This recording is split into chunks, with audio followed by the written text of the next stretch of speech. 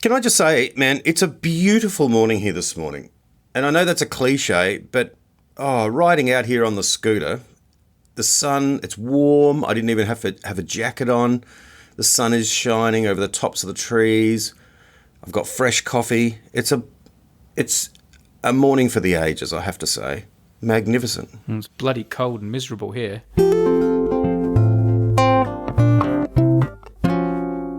Tim, it's well known by now that you don't mind the odd piece of KFC. The odd piece, that's right. Yeah, the odd piece. As in an odd number, in the way that 177 is an odd number. Indeed, that's right. And obviously we reviewed the KFC movie not that long ago, and it seems KFC are getting a little bit obsessed with all these brand deals and integrations, because we're forever getting emails and tweets and messages from the civilians about KFC game consoles and KFC fire logs and all this KFC stuff. Yeah, I think people feel obliged to let us know. So anyway, this morning when I woke up, one of my online website things served up to me an advertisement for new KFC Walker's crisps, potato crisps. Oh, okay. Yes. Now, Walker's is a big brand here in the UK. I'd never seen or heard of this before, but I happened to be at a garage today getting some petrol, and I'd already paid for my stuff and I left. And as I left, a pack of these crisps caught my eye. The Colonel was peering at me in a petrol station where I would never expect to see him. So I actually took the bag and went back to the counter rather sheepishly and said, I want these too. There's nothing more shameful than going back to the counter to buy more food. Yeah, particularly when it's junk food. They just obviously been lured and caught. Yes. Yes. So I've had these on my desk all day. I have not opened them. I've not tasted them because I thought it might be fun for my first ever experience with KFC potato crisps to be here on the Unmade podcast. A live unbagging. Wow. Okay. This is interesting. Can I say my overall impression of this? I'm very skeptical about the Colonel's name being dealt out willy-nilly to all these different products, but I'm interested to hear how the taste translates to a chip. That's good. Or a crisp, as you call them. I'm not hopeful, actually. I'm quite pessimistic. In my head, they're going to be very salty and not nice, but I have no idea. So on the bag, how do they describe it? Do they say KFC flavoured, or do they mention the herbs and spices, or? Let's have a look. I'll tell you. I've got the bag here. It says Walker's Max Kentucky Fried Chicken Flavour Potato Crisps. And then on the back here it says, Walker's Max, the irresistible, deep-ridged, crisp bursting with delicious KFC flavour for the ultimate taste explosion in every bite. KFC flavour max satisfaction. Max satisfaction. We don't need that sort of language on a KFC product, but there's also a great big token on here, because if for buying this pack, if I cut out the token on the back and present this pack at my KFC restaurant, I get 2 for $1. Oh, hello. Well, that's great. It's worth buying the chips just for that. You'd walk in with the full bag and redeem that, not even opened. Just hand it over at the counter, because it's up to £4.25 worth on that meal, and this bag didn't cost £4.25, so that's a loophole. All right, here we go, man. I'm about to open it. Are you ready? Yeah. Here's the opening, and it's right near my nose too, so I'll get that first waft of smell. The first smell just smells like generic potato crisps. Right. I'm taking one out.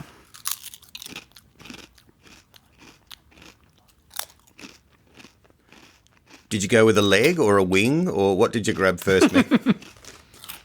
It's exactly as I feared. It just tastes like generic chicken crisps. Right. It tastes like chicken ruffles. Remember chicken ruffles? Remember ruffles? Not ruffles, no.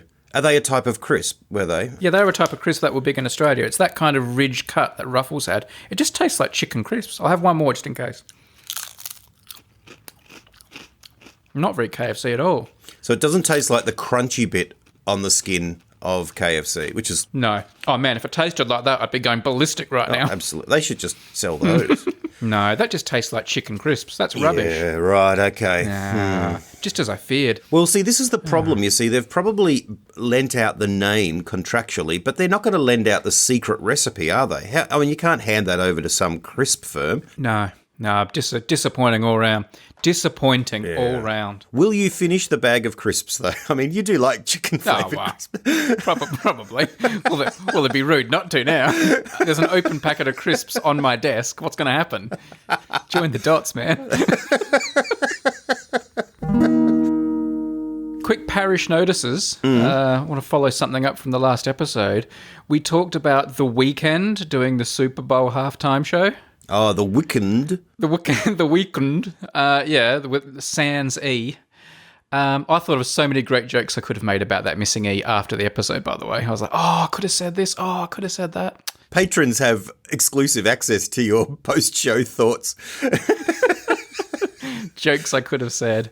So it turns out The Weeknd, is not a band. It's an individual, which I think is ridiculous. What? Yeah. Oh, right. How does that work? It's just a person. Right. Calls himself The Weeknd. That's not a name for a solo artist. No. And everyone was like belittling us, saying, you guys don't know anything. Obviously, The Weeknd is like an individual. May I point out, the following are all bands. The Sundays, the Happy Mondays, the Tuesdays, the Saturdays, the Wednesdays. If you call yourself The Weeknd, you're a band. Obviously, that's what you do. The rest of the band goes home on Friday night, and you're just on your own on the weekends. Not only that, but The Weeknd had to call himself The Weeknd because there was already a band in Canada called The Weeknd. Oh. So he dropped the E so he wouldn't get in trademark trouble. So that's another sign that it should be a band name. Goodness gracious me. That's a strange way to go, isn't it? Like, how lazy. You can't sit around and think about another name. You just go, well, let's drop a key important vowel. Also, if you're going to be a solo artist, come up with a name that doesn't sound... Like, you wouldn't be a solo artist and call yourself, like, the Good Old Boys. Or, I don't mind people changing their name if they're a solo artist, like, to something that is obviously an individual, like Prince. But... The Weeknd, that's strange. If other bands had followed that logic, then Paul McCartney and John Lennon would have been in the Battles. That would have been... No, you're still obsessed with this dropping the E, aren't you? Imagine if E was just banned from the names of bands. You too would be all right. But yeah, they're safe. That's the genius of U2. They're immune from any E trademark issues. That's right. Pal Jam. That would be... The Batch Boys. The Batch Boys. Or the Bark Boys, if you want to be all posh. The Bark Boys.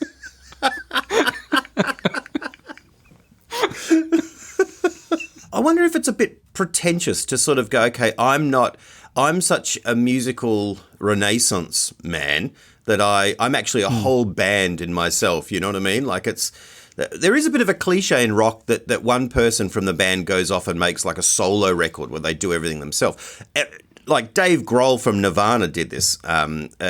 He went off and formed the Foo Fighters. And the first album he played drums and bass and everything and sang himself. Yeah. But then he put together a band called the Foo Fighters who have been together for 20 years. Yeah. You can't just say, I am. Yeah, because he realised it was silly. All right, anyway, speaking of music, shall we do a quick Sofa Shop cover sent in by a civilian? Absolutely. I look forward to these. The Sofa Shop, the advertising jingle from Adelaide from the 80s that we know and love. People are sending in covers today. Sam from Dorset says, I'm a long-time listener, first-time caller, big fan of the podcast. I haven't heard many funky Sofa Shop covers, so thought I'd have a crack. And now, here it is. It's a bit of a long intro, this one, but here is Sam from Dorset with a funk version of The Sofa Shop.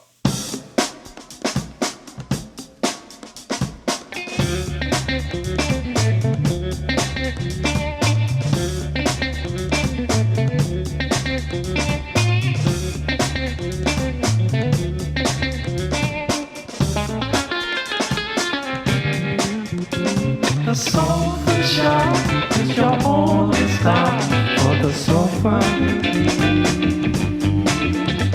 The sofa shop, come and drop in on Halifax Street.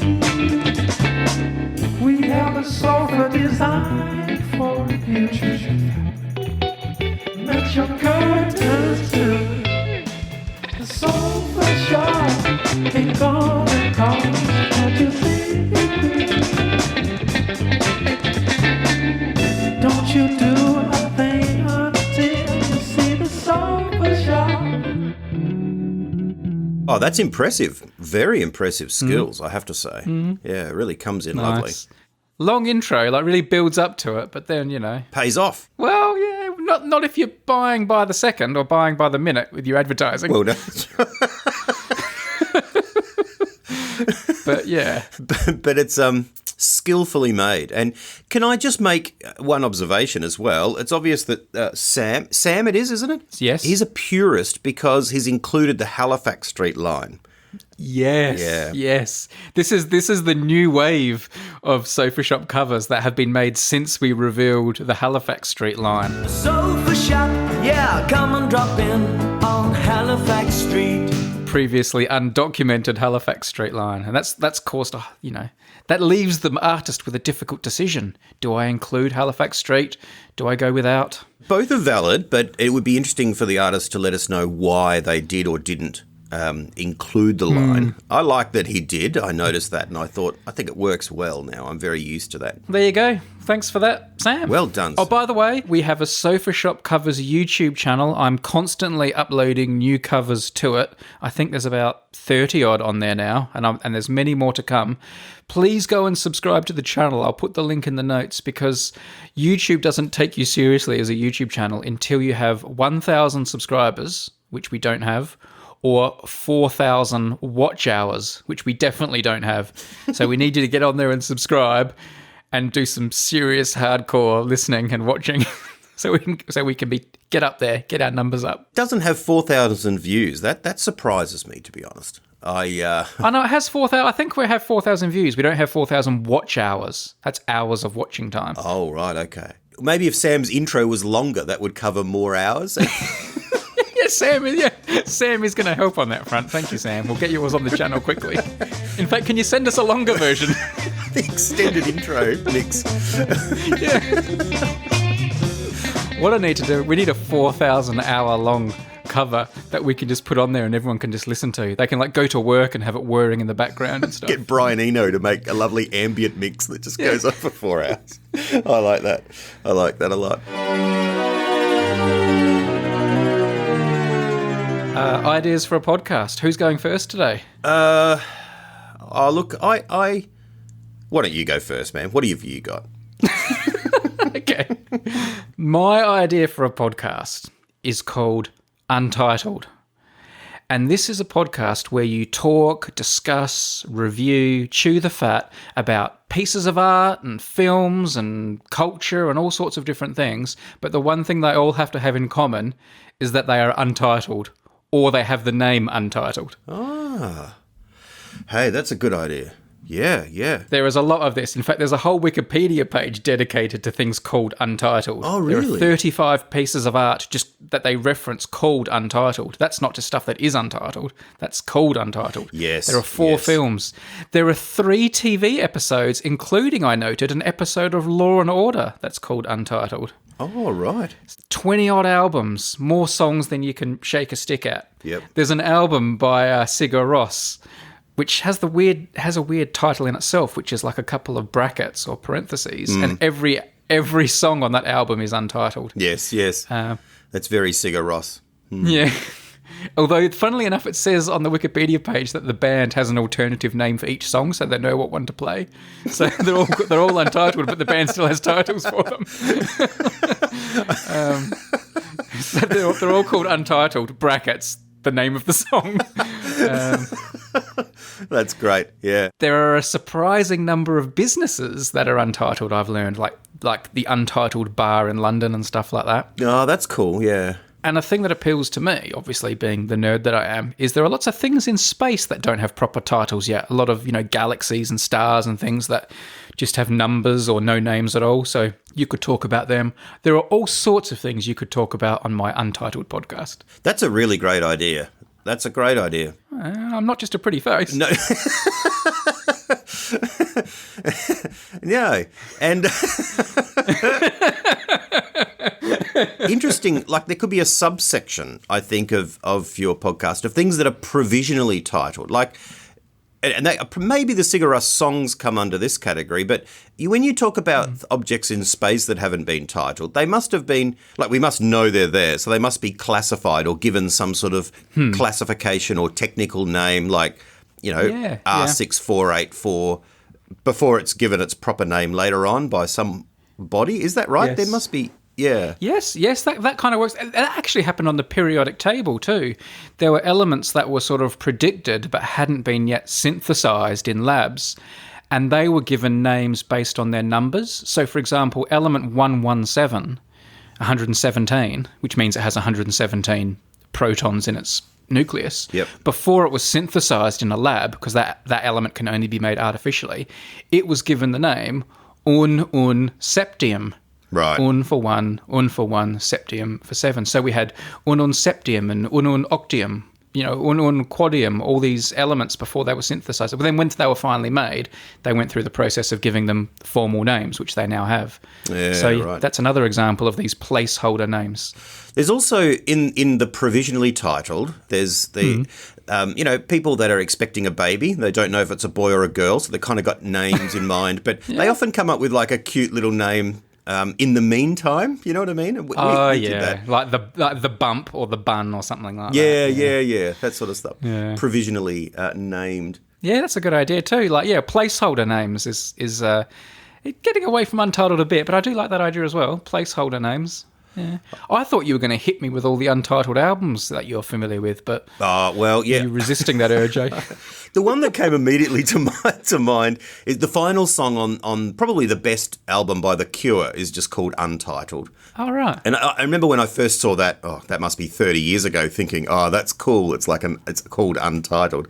That was a quirk that I'd not seen before, but it is around a bit now. Yeah. It's a bit of a, and also it's the same with like when you're giving yourself usernames, like calling yourself username on Twitter and things like that. Like the first person who ever thought to do that was clever, and then every single person that's done that since is a bit like, yeah, okay, mate, get a number and get in line. Yeah. If I was a musician. And again, that's a whole subcategory in itself. Is Tim a musician? I would be called the Untitled, like without the Z. Yeah, you drop it. You gotta drop the E. Yeah. The Untitled. The Untitled. Yeah, that's right.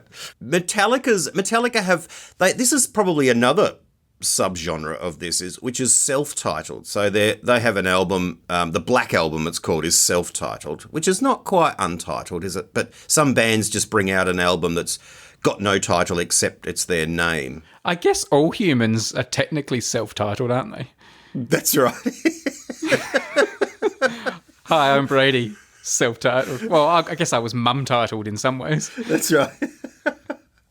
I once heard a very funny line from a friend of mine. He was getting up to give a speech at a birthday, and he introduced himself. He says, "Hi, my name's Duncan.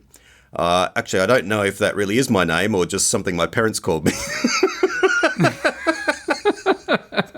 Very good. Which I thought was a great line. Imagine that. Imagine if we all do technically have names like that the universe has given us. And like, imagine this, man. Imagine we all have names and our parents give us names. And if the name your parents give you matches your actual name given to you by the universe, those are the people who go on to become great. Like Don Bradman. Yeah, wow. Not because of their skill or abilities or gifts or opportunity, but because they know. It's just this matching. It's just this special alignment. The universe rewards you. It's like the end of The Price is Right. When you guess the exact price, you win the showcase. Yeah. It's like, if your parents give you the right name, correct, it's Brady. Exactly. Oh, I love it. Yeah. Maybe that's why you got the Order of Australia. The government looked into it and went, oh, wow, we've checked our files and your name really is Brady. Congratulations, you're getting the Order of Australia. This happens only about a dozen times a year and you've hit the jackpot, maybe they have this information. It's time they share it with us, if they do. Are you disappointed that your true name actually is Brady? Hey, look, at least I have no E's in my name. That's right. Heidi Hine collapses as a word, doesn't it? You haven't got any in your first name, but you've got E's in both your next two names, so, That's true. That's true. You'd be Timothy Hinn. Hinn. Yeah, well, that's good. I'll tell you what hasn't got any E's in it, man, and that is Storyblocks. Look at that segue. Look at that segue. That was brilliant. Beautiful. Lovely. Just when you think I've run out of tenuous segues. Storyblocks is no doubt their both universe name and real name. Why? Because it's great. You said it's become great. So for those of you who don't know what Storyblocks is, what are you even doing listening to this podcast? Storyblocks is... Keep listening, by the way. It doesn't matter that you didn't know. Yes, yeah, we're not... like, it's okay. If it's your first time, you're very welcome. Storyblocks is an online library of stock video footage, pictures, audio, and you just pay a monthly fee and then you can use all of it royalty-free in your videos and your podcasts and your creations and all the different things you might want to make. It's a fantastic resource. I'm really grateful for it. I use it all the time in my various creative endeavours. I hope, Tim, you've started looking into it as well. I wish I had various creative endeavours. That just sounds exciting. Like you've got... Are you painting now? Have you got like an art studio where you're like painting and stuff? Well, I'm not painting, but if I was, what I would do is I would call up Storyblocks material and I would use that as my muse. Yes. Because that's how good it is. What shall I search for on Storyblocks today to have a look for? Search for painting and see what comes up. Painting. So the first thing I found is this lovely close-up of someone with all the... what's that board called that you mix your paint on? A palette. A palette, that's it.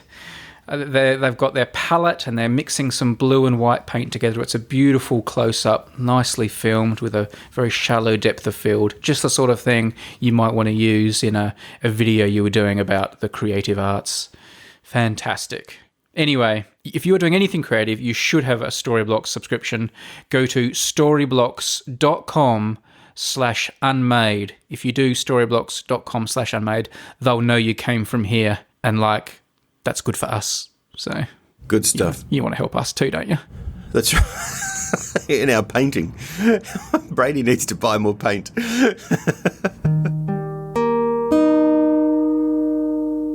Are you very talented at painting and drawing? I'm terrible. No, I'm terrible. I quite enjoy it, and I like to think, I could paint. Like last time, I once spent the day painting with my daughters, you know what I mean? And it was kind of fun to do, but it's very conventionally awful painting, maybe I'm too, it looked too much like I was trying to draw another kind of painting, whereas the thing I was surprised by the daughters is how creative it was, particularly and they learn all sorts of marvellous stuff, expressionist stuff, and they were doing splattering paint everywhere. Yeah, it looked marvellous, yeah. My wife is an excellent painter. Did you know that? No, I didn't. She should be professional, in my opinion. Wow. Yeah, but Does she paint objects to make them look realistic, or is she more abstract? Or I wouldn't say like realism, but she can do all sorts of genres. She's a really good mimic. Like she's really good at seeing a painting and then copying it. Like give her some paint and a brush and she'll do like an amazing copy of it. Wow. She really likes the paintings of Lucian Freud, and she's really good at doing like paintings like him. Yeah, they're usually of nude people. But like she'd be really good to be one of those like counterfeit artists, those people who can like do like rip off Picassos and then sell them, and yeah. Those mastermind criminals. She'd be really good as one of those. Yes. You're a good pair, actually. She provides the goods, and you've got the. So when you refer to your various creative endeavours, for selling forgeries comes under that category. Yeah, I don't know what I really add to it. I mean, she does them. I mean, I know how eBay works. That's about it. I wouldn't go for eBay myself if you're selling a Picasso. It feels like a great talent. I would love to be able to do it. It's a bit like playing the piano extremely well or painting. You know what? You just think, oh gosh.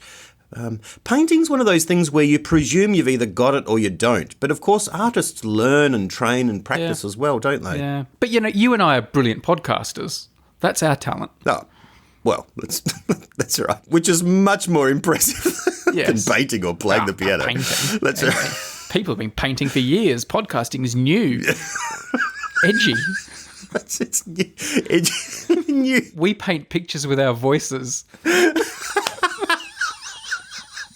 So, speaking of painting pictures in people's minds, it's time for Tim to pull a spoon from the Hine family archive and tell us all about it in that fantastic segment that we know and love. That's right. It's time for Spoon of the Week. Hang on a minute. I'm just unlocking the safe.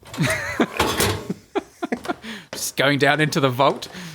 That's right. 100 feet underground. Just doing fingerprint. Here we go. Yeah. There we go. Now just scanning the retina of my eye. Retina identification confirmed. Welcome, Tim. Help yourself to a spoon. Morning, Jeffrey. Jeffrey's our security guard. He's just here. Going down. Yep. All right. I'll take this one today, I think, Jeffrey. Now just putting the spoon onto that red velvet pillow. I should describe Jeffrey. Jeffrey looks a bit like, you know, at the end of Indiana Jones and the Last Crusade when he finally gets to the Holy Grail? Yeah. And there's that knight that's Jeffrey. That's right. He's been guarding the spoon for thousands of years. Do you then have to choose a spoon, and if you choose the wrong one, you die? Yes, I die on the podcast most weeks, as you can tell. Tim chose poorly. Poor. I'm getting the nod from Jeffrey. I think I've chosen wisely this week. Okay. I'm just walking out now. Here we go. No, Back Tim, up. you can't take the spoon past the seal. Oh my God. Whew, that was close. All right.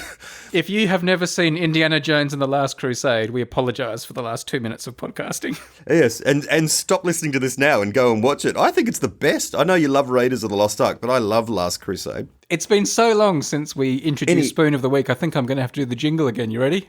Oh, yep, go for it again. Now I've got it in my hand and I'm here ready. All right, here it is. It's time for Spoon of the Week.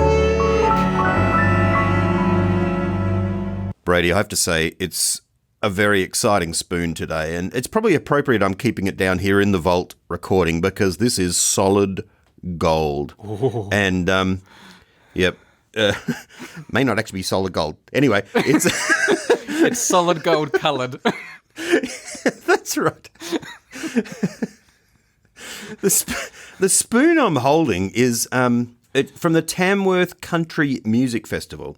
It's a solid gold-looking guitar in the same way that Goldfinger had solid gold stuff in his house, or as Donald Trump has, as I've mentioned before, in Trump Tower. Yeah. It's a guitar. It's literally a little model guitar sitting on top of a nice sort of head, I guess, that says Tamworth Country Music. A plinth, I would call that. I call that the plinth, but I don't think that's a technical name for it. The place where the words normally are on the top of the spoon there. Yeah. Nice. Yes. And then there's a nice sort of closely engraved stem, dignified, down to a very plain scoopy bit. Yeah. And on the back, though, you follow up. There's as much action on the back almost as on the front because you go up the back, and there is on the back of what you call the plinth an outline of Australia. And then there's just some lovely decoration all the way around. Kind of looks like, you know, when you have like a bear and a bear that's a statue, and they sort of make engravings to make it look like fur. It looks a little bit like that on the back. Right. Well, you've certainly painted a picture in my mind there. There we go. That's right. It's like a bear's fur. That's what I do. And look, for those that are not aware, Tamworth is a country Tamworth is a town in it's northern New South Wales, I think, isn't it? In above Sydney, if you like, up a couple of hours drive. Right. And they have a country music festival every year, and it's a place where lots of country musicians. In Australia, we don't call it country and western. That's a very American genre, but we do talk about country music. Yeah. And all the country music people go there and they give out the Golden Guitar Awards, which is for the sort of best album and all that kind of stuff. Is that what you've got? A golden guitar? No, well, I do technically have a golden guitar, but this is not a golden guitar award. That's like a Grammy or an Oscar or something like that, Yeah. although slightly more prestigious. Country Music Awards. Yeah, that's right. Well, it's very similar to the Country Music Awards. Yes. I was wondering why have we got this, right? To my knowledge, never in our little holidaying did we go up as high as Tamworth. Yeah. So I was wondering why Mum and Dad had this. And so I actually asked Mum about it last night, and she told me that some good friends of ours, Dutch friends, actually went up there and offered to get us a spoon while they were up there. And Mum and Dad said, "Oh, yes, please." Yeah. And so they brought this back for them as a gift. A, I'm impressed that you called your mum and did some research. You hardly ever do that for Spoon of the Week. B, I'm disappointed it didn't result in your mum revealing like she had a brief dalliance with Slim Dusty before she met your dad.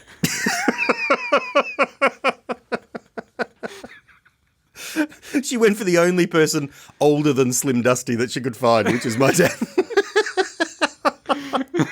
For people who don't know who Slim Dusty is, he's a country music singer, just a little bit younger than Tim's dad. That's right. And instead of for going, the most, Australiana of Australian figures, she thought, well, blow that. I'm going for a Dutch immigrant. That's it. Yeah.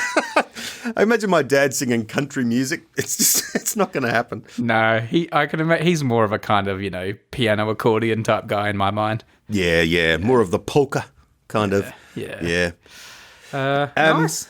It's a nice spoon. There we go. It's a nice spoon. It is. I would imagine it would be one that you would like too. It's got a guitar, and we know that you love the guitar. We know you don't mind a bit of country music from time to time. Yeah. Sort of. Yeah.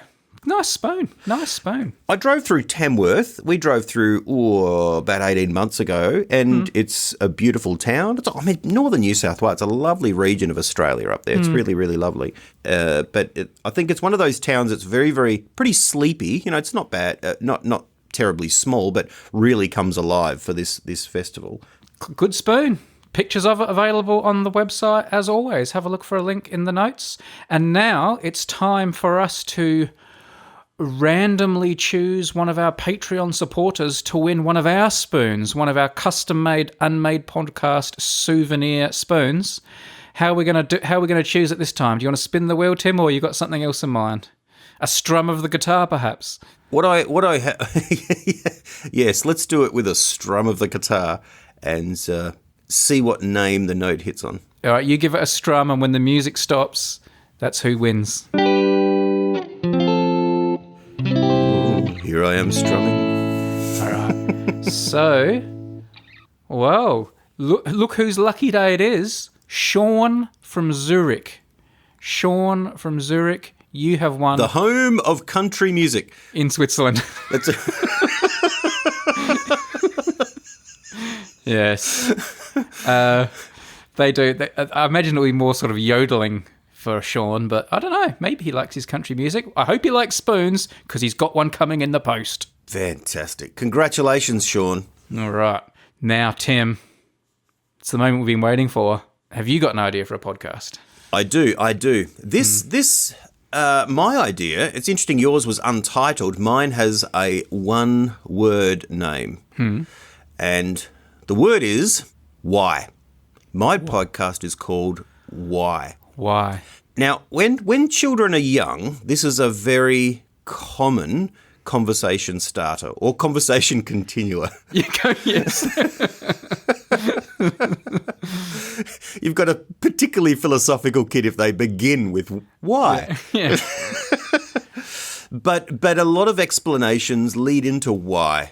Yep. Why? And that, is something that you go with quite easily for a few whys. Then you start, it gets a little bit tiresome because you start running out of the logical explanations. But if you keep going with it, it's a lot of fun. And you move into all sorts of abstract territory. Yeah, you start drilling down into the sort of the axioms of our very existence. That's right. Meaning at the heart of the universe and all that. I thought a podcast conversation, essentially that was a why conversation, where a person is brought on the premise of their life and something, event or moment begins the conversation of their life. Oh, yeah. And maybe it starts with, what do you believe in? Or what's your core statement Yeah. or motto for life or something like that. Or maybe it can be a bit more concrete. What's the defining event of your life or something? But the conversation goes, and somewhere in the conversation, the host says, why? And essentially, they just take it from there. And why takes you into broader and ever-reaching horizons of conversation. Do you know what I like about this? It would be the easiest podcast in the world to host as well, because all you got to do is just keep saying why. That's right. Yes. It could literally be hosted by a computer program or software or something that's just every 5 minutes, why? You go, well, that's interesting you ask that. Because, and just the way you go again. Yes. Brief little sidetrack. When I was growing up, I had these volumes of books. I think I had 3 or 4 volumes of it called Tell Me Why. They were my favourite books, the Tell Me Why books. It would just be like a page or two telling you why something is. I loved those books. Yeah. I was addicted to them. Like explaining, like why trains run on tracks or why the sun rises or something like that. Yeah, exactly. But it would just be a little scientific explanation as to why something happens. But they were great books. Tell Me Why. Oh, yeah. I'm going to look them up on eBay and buy them again just because. Why? because I want to have it on my shelf. Why? Because then I'll look at it every day when I come into my office. Why? Because when I sit at my desk, there's a shelf just to my left-hand side, and that's where the book would be. Why? Because when I was putting my desk in my office, I wanted to be able to see out the window towards the ocean, and that meant the only place I could put the bookshelf was on the left. Why? I can't be bothered anymore. Shut up and eat your dinner. You're not having any dessert. If you stop saying why, you can use your iPad for 20 minutes. That's right. You get extra dessert. That's right. That's if the conversation starts that way, like, can I have an ice cream? No. Why? Because you'll ruin your dinner. Why? Because your body can only handle so much. Why? Oh, look, you can just have an ice cream. When kids do that, to what extent do you think they're doing it out of curiosity, and to what extent do you think they know it annoys you? Yeah. Well, yeah. They start doing it ironically or deliberately in order to just push things. Yeah. Yeah. Look, it may not be as their intentions may not be as nefarious as that, but they may be just wanting you to keep talking. I think that's one thing. The kids just love to have conversation, and that's their way of saying, keep talking, say more. Please, love keep me. Interacting with me. Yeah. That's right. Yeah, the way my dog Brooklyn rolls on his back and just wiggles his toes, expecting you to scratch his belly. That's the way. That's the kid equivalent. Do you ever do it to them and ask them why to everything they say? No, I haven't done it, but you do. Somewhere it does switch in the parenting, and you do all the inquiring. So what happened at school today, and what was that, and you know what I mean. There can be some reluctance. Why, and you actually the roles change, the seats change, and they're like, look, I'm just gonna go now, okay? And you're like, well hang on, let's talk this through a little bit more, Of the classic one-word questions like who, what, when, where, and how, which do you think is the most powerful and important? Like, if you could only use one of them for the rest of your life, which one would you use? That's very good. It's got to be either how or why. Why goes to your motives and all that. When isn't particularly interesting, is it? No. I guess what. Without what, you've got nothing to talk about. Yeah. You've got to start with what. Yeah. I don't know. It's a really good question. I can't believe I've never thought of it before. That's even better than if you could only have one of your 5 senses, which one would you have? That's a nice little twist on that question, isn't it? It is, yeah. I think who who's probably who and when are probably the least important. Don't get me wrong. Sometimes they are important. Like if I was to say to you, someone is about to get shot, like who and when are both pretty important. That's right. But generally, if you're an historian, they're basically the only two you've got. Like, yeah, exactly. So I'm not saying they're unimportant. I'm just saying they're probably the least important. So how, what, and why? It's between those three. How. I think how is philosophically important, but I could probably do without it. I think it's more pragmatic. Like, how did that happen? It's more factual. how the engine works. No, what is surely the most factual question? Oh, the most factual, sure. Yes. I think maybe what is very important. Not like deeply and like not poser important, like, oh, how is so important and like why is so important. That's what you're supposed to say. But what I think is, like what was the score in the football tonight is what you really want to know. That suits your journalist getting the facts. Can I ask, as a journalist, when you were getting a story, did you mentally use that as a checklist? Okay, I need the who, what, where, how, why, and when. Is that sort of a shorthand for journalists? Nah, I mean, I think it's just kind of inbuilt in a way. I never really used it as an actual checklist, but they are important things. Yeah, but no, it's never that kind of simple. It's mostly about the what, though. This happened. Interesting. Anyway, why? Podcast idea. Next week, Tim's idea is going to be how. How? I know what Tim's ideas are going to be for the next 4 weeks now. I've tapped a rich vein here.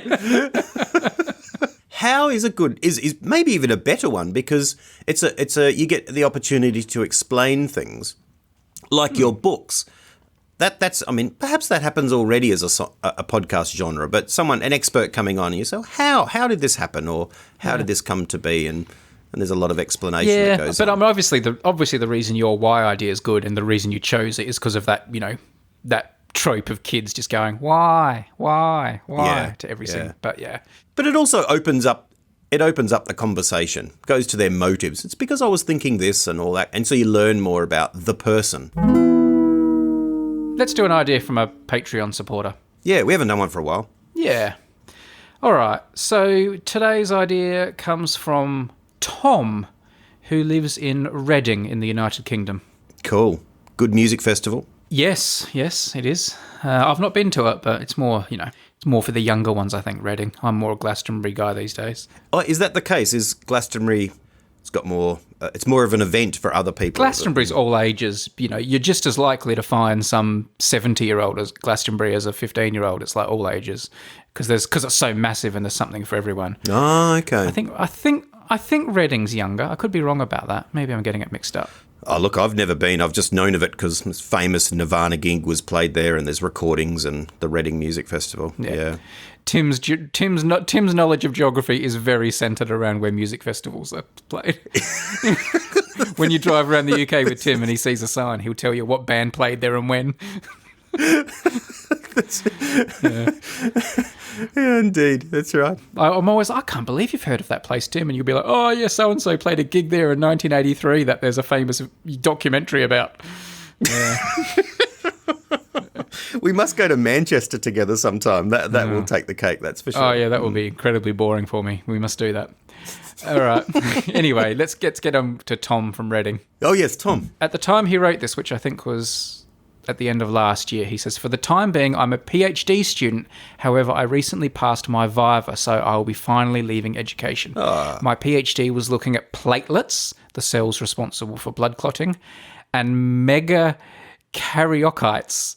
Sorry for the pronunciation there. They are the cells that produce platelets, and how they act when specific bacterial cell wall components are introduced to them. There you go.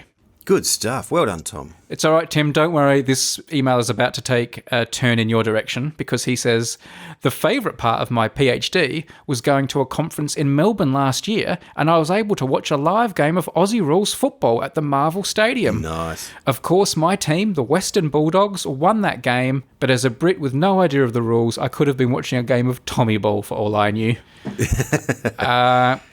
Tom says, I often listen to the podcast whilst doing experiments in the lab and struggling to keep myself from bursting out laughing in the lab and getting weird looks from everyone around. This often happens when Tim tries to play the guitar. You know the song. And in case you don't, here it is. Anyway, where were we? Anyway, my idea for a podcast is called Were They a Baddie? In this idea, your two hosts would argue over whether a historical figure was a baddie or not. For example, Julius Caesar. He was a brilliant general who expanded the Roman Republic and fought politically to help some of the poorest members of society. However, he was also a genocidal slave owner who overthrew the Republic and installed himself as dictator. Or Oliver Cromwell. He led the parliamentary forces in the English Civil War against the tyrannical king, which helped reform society and preserve liberty. However, he also assumed total power as Lord Protector and banned Christmas. I think you'd have to stick to historical figures from before the modern era, as discussions about Margaret Thatcher and her contemporaries could get too political very quickly. Thank you for continuing to make this podcast. I hope the ideas don't run out anytime soon. I mean, I'm sorry he wrote that before our ideas did run out, but anyway. Yeah. That comes from Tom in Reading. Thank you, Tom. Cracker of an idea. I'm sure you'll agree, Tim. Totally. Great idea. And I feel like the whole Western world is playing out this idea all the time. History is so contested these days, isn't it? Yeah. Statues being pulled down and people looking back, revising their view on great figures. The people are changing all the time. One of my favourite memes and videos to watch is David Mitchell in one of his comedy sketches where he's dressed kind of like a generic Nazi with like skull and crossbones insignia and stuff. And he's fighting, he's in the trenches and they're fighting, the sort of World War II. And he turns to one of his other kind of Nazi types and just suddenly says, hang on a second. Are we the baddies? Like he suddenly has this realization. Like he says, we've got all these bad symbols and we're doing all this bad stuff. Like, do you think maybe we're the baddies? And the other guy's saying, no, we're not the baddies. And he's like, I think we are the baddies. You must watch it. Let's go. You must watch it. It's very fun. He is seriously funny, David Mitchell. He's a great. very funny guy. He's great. Oh, marvellous. Yeah. That's good. That's good. So anyway. I can picture a scene like that in Star Wars at some stage. That's where we've got the dark side of the Force. Hang on a second. Yeah, we're in black. The stormtroopers just turn to each other and think, are we the bad guys in this? Like, it feels bad. I always think that in Star Wars, like, the people on the dark side, they call it the dark side? Like, do they, are they reveling in the badness, or do they think dark is better than light? Like, do they come from a culture where nighttime's better than daytime and stuff, and, like, being dark is good? Like, oh, stop being light, come here to the dark, where it's nice and dark. Yeah, that's right. Yes, they're nocturnal. Maybe they're just all nocturnal, yeah. The interesting thing is like, well, but it's a movie. We're not going to win out in the end. I mean, maybe a trilogy and then we'll get a bit of a good run. But no, in the end, yes, Is Pontius Pilate a baddie? He's kind of a goodie, isn't he? He's kind of like Darth Vader who becomes good right at the end when it's a bit too late. No, he's a weakling. That's what he is. He lacks courage to stand up to the crowd. Oh, I always thought Pontius Pilate was a bit of a hero because he saw that Jesus was good. Yeah, but he didn't have the courage of his convictions to say, and you're going to let him go, and because the crowd were roaring, crucify him. So he was like, I wash my... So this is he washes his hands, so I wash my hands of it, which is the ultimate, I'm not going to take leadership here, I'm going to abdicate my responsibility. So what does Pontius mean? Pontius Pilate, I don't know. I don't know either. I think it's his name, Pontius. It must be his... I don't know. Imagine that, calling your kid Pontius. That sounds very English posh. Oh, Pontius, come in, it's time for dinner. Pilate is like a title, isn't it? That's like his job. He was the 5th governor of the Roman province of Tiberius. His birth today to know. His real name was Peter Pilate, and they just... he preferred to be called the Weeknd. Oh, no, surely that's his title. And Pilate must be... Is Pilate his name? His first name is unknown. Pilatus, or Pilate, might mean skilled with a javelin. Oh. But it could also refer to Phrygian cap, possibly indicating one of Pilate's ancestors was a freedman. So Pilate is a name. I always thought Pilate was a title, like he was the pilot of that region, like he was like a captain. But Pilate is a name. Yeah. Okay. And what's Pontius mean? We still don't know what Pontius means. Okay. His first name is unknown, but that must be associated... Yes, because there's Pontius Aquila, an assassin of Julius Caesar, was a tribune of plebs, so that must be associated with his place in the Roman. Let's Google meaning Pontius. Is Pontius a name or a title? According to traditional account, Pilate was a Russian equestrian knight of the Samnite clan, hence his name Pontius. He was appointed to the prefect of Judea through... Oh, it's a Roman family name. It means seaman of the sea. So Pontius and Pilate is a name. Yeah, I always thought it was his name, but Pontius, when you think about it, sounds more like his role. It's a Roman family name. I thought it might be a description, like he was a pilot, but he was very Pontius compared to other pilots. Alternatively, it could be derived from the name of a province, Pontus, in Asia Minor. Notable bearer of the name was Pontius Pilate. Tim, you're very serious about this. I'm trying to make some gags here, and you're getting all like... I know, because I want to know, that's why. Let me tell you another Bible realization I had the other day. Yes. I ended up learning this because I was doing a crossword with my wife. And that is the famous story in the Bible, the parable of the prodigal son.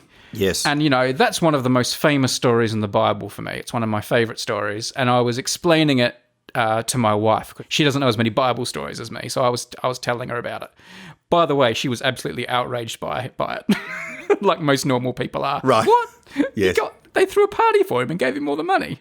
Anyway, I've known that story for as long as I can remember. And I always thought, because it's the story of the prodigal son, I always, for some reason, thought the word prodigal meant, one who leaves and then comes back. Right. That's just what I assumed prodigal meant. When in fact, I've now come to the realization, I was stupid to not know this, that prodigal actually meant just one who spends and wastes lots of money and is very extravagant. And that's why he's called the prodigal son, because he wasted all the money. Yeah, yeah. And the fact he came back is that's important to the story, but that's not what the name means in any way. So for all this time, I've always used the term prodigal, because when we say prodigal son now in normal culture, we mean one who leaves and then comes back to their home, back to where they started. But the word prodigal doesn't mean that at all. It means one who's wasteful. So if you say Malcolm Blight, the football coach, is the prodigal son who went to Melbourne and then came back and coached the Crows, oh yes, he's the prodigal son. Yeah. Calling him prodigal all the time means he's really wasteful and extravagant, which is not what you're meaning to say at all. Yeah, that's right. So sort of the meaning of the word has changed, or it changes when it's attached to son anyway. Yeah, that's right. Well, the prodigal, goes off and then comes back, because the whole story is kind of entered into the lexicon of life. Yeah. The beautiful part, it is a wonderful story. It's a parable that Jesus tells. The interesting twist on it, though, of course, is the most wasteful person is the father, because the son goes off and blows his inheritance and then comes back, and the father welcomes him back as like this act of grace and blows a big party for him and gives him the ring and welcomes him back extravagantly. So it's actually the father who is the prodigal, and really, he's really wasteful, because it's like, hang on, you're throwing good money after bad. You're throwing a massive, beautiful, welcoming party on a kid who's wasted, which is a sign of God's grace and forgiveness and stuff. So it should be called the prodigal God, the prodigal father, really. He's the one that, is very wasteful to the son when the son's been wasteful. So, all right, anyway. It's lovely. Yeah, anyway, but when you tell the story to someone who's never heard it before, it just comes across as stupid and really unfair to the other brother who was a really good son. Oh, you make me want to preach now and explain it. It's a marvellous, wonderful, wonderful story. Insert edit at here. the heart of Christianity. Yeah. Yeah, I know. I explained all that. I explained it. Yeah. But it's still not fair. That's not fair. That's right. Grace isn't fair. No. It's wasteful. It's extravagant. And that is why we should not practice it. Do not be graceful, people. All right. Anyway, that's kind of, before we go completely into the black hole of one of Tim's sermons, let us thank Tom from Reading for his idea. Were they a baddie? Corker of an idea. Yeah, good idea. And so Pontius Pilate, baddie, we've decided. There is one way of testing kind of history on bad people and good people that I once heard from someone, and that is, do we use that historical figure's name for our children or our pets? We call our dogs Brutus, you know what I mean? Caesar, yeah. Caesar, that's right, yeah. But we call our children, Joshua and you know what I mean, like upright people from from history, true. and Yeah. so it's a nice little test. Yeah, and you call dogs Satan, don't you? But you wouldn't call your son Satan.